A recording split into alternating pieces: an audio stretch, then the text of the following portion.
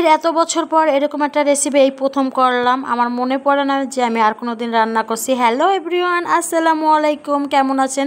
এই তো সকাল সকালে যে ছেলেকে মাদ্রাসা দিতে যাওয়ার সময় একটা 10 টাকার একটা রুটি নিয়ে আসছিলাম। তো ওই রুটিটা খাইয়ে একটু গাছের কাছে গেলাম। অনেক দিন ধরে গাছের কাছে যাই না।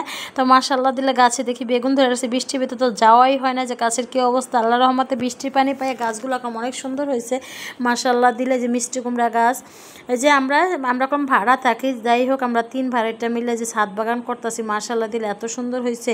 আর বেশিরভাগ গাছগুলো আমার সামনের রুমের আনছে, এই পুঁই শাকগুলাই, কমলি শাকগুলো, এগুলো কম আমার। তো যাই হোক পুদিনা পাতা, বিলাতি দিন আমার যে আমের খোসা ফালাইছিলাম, আমের বিচি, ওই আমের বিচি আবার মানে গাছ হয়ে গেছে। এই যে সিম গাছটা, অনেক রকমের গাছ। তো এই গাছগুলো একটু দেখে পরিচর্যা করে বাসায় আসলাম। কিছু চিংড়ি মাছ নিয়ে আসলাম তরতাজা।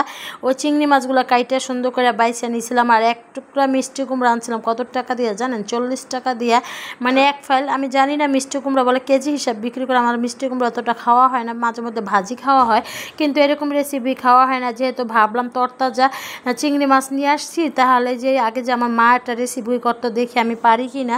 হয়তো এই রেসিপিটা আমার কখনো চোখে দেখা হয় না কীভাবে রান্না করে, মানে আমার নিজের আইডিয়া দিয়ে রেসিপিটা রান্না করলাম। তো যাই হোক সব মশলা, হলুদ গুঁড়ো, ধনিয়া ফাঁকি, জিরা ফাঁকি, আদা বাটা, রসুন বাটা, মরিচ গুঁড়ো সব একসাথে ভালো করে কষাই নিছি। কষাই নেওয়ার পরে এখন হলো টমেটো আর কাঁচামরিচ দিয়ে দিলাম। কাঁচামরিচ দেওয়ার পর সুন্দর করে এগুলো দিতে ভালো করে কষাইতে দিলাম এক চুলা। আর এই এক চুলা হলো চিংড়ি মাছটা আমি যে বেছে রাখছিলাম। তো এটা আমি একটু ভালো করে একটু পানি দিয়ে কষাই নেবো। আর চিংড়ি মাছ আগা মাথাটা যেটা ছিল ওটা আমি একটু বেটে নিয়েছিলাম। তো ব্লেন্ডার করছিলাম। ব্লেন্ডার করার পর সুন্দর করে যেরকম একটু লবণ দিয়ে ভালো করে কষাই নিতেছিলাম। তো যাই হোক এটা কষানোর পর যে একটা ঘ্রাণ আসছে, যে ছোটোবেলা যে ভাত খাইছিলাম যে চিংড়ি মাছের এরকম একটা দিয়া, কে কে খাইছেন অবশ্যই একটু কমেন্টে জানাবেন। তো যাই হোক মিষ্টি কুমড়াটা আমার ভালো করে কষানো হয়ে গেছে। আর মিষ্টি কুমড়াটা ছোটো হয়ে গেছে, বেশি কাটা। এই যে চিংড়ি মাছের কষানোটা আমি দিয়ে দিছি। উফ কি যে একটা ঘেরান আসছিল রান্নার সময়, তরতাজা চিংড়ি মাছ, তার সাথে আবার মিষ্টি কুমড়া তরতাজা। তো যাই হোক এদিকে রেসিপিটা আমার পুরো ফাইনালি হয়ে গেছে। অবশ্যই একটু কমেন্টে জানাবেন কে কোন জায়গা থেকে ভিডিওটা দেখছেন আমার, অবশ্যই একটু কমেন্টে জানাবেন। এই দেখেন রেসিপিটা তো আজকে দুপুরের জন্য ভেন্ডি ভাজি ছিল। আর দেখি আমার হাজব্যান্ড আবার খাবার মানে দুপুরে খাইতে হিসাব ইলিশ মাছ নিয়ে আসছে 6টা। আমি ওদিন বলছিলাম যে কচু দিয়া, মানে যে বড় কচু আছে না, ওই কচুগুলো দিয়ে আমার ইলিশ মাছ খাইতে মন চাইছিল। আর তরতাজা পেয়ারা নিয়ে আসছিলো। এগুলো মানে ইলিশ মাছগুলো আজকে তো যেহেতু রান্না করি নাই, এই জন্য একটা কচু না দেখি আগামীকালকে রান্না করলে আপনাদের সাথে তো অবশ্যই রেসিপিটা শেয়ার করব। আর এদিকে কস করে পেয়ারা নিয়ে আসছিল, খেতে যে কি মজা ছিল, একবার দেশি পেয়ারা। আমি তো একটু বিট লবণ দিয়ে আর যে মরিচের গুঁড়া দিয়ে একটু খাইতেছিলাম, অনেক ভালো লাগতেছিলো।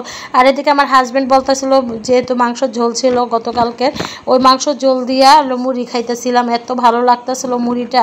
মানে একবারে আমার হাজব্যান্ডের যে বললাম না, আসে রাত 10টা 11টা বাজে আসলে যে মানে তার মুখের ভিতর সুসুর করে, যেটা সেটা মানে খাইতে পছন্দ করে এই সব জিনিস, যেমন টক জাতীয় জিনিস, মুড়ি মাখা জিনিস। তো আমি আর আমার হাজব্যান্ড খাইতেছিলাম, অনেক মজা লাগতেছিল।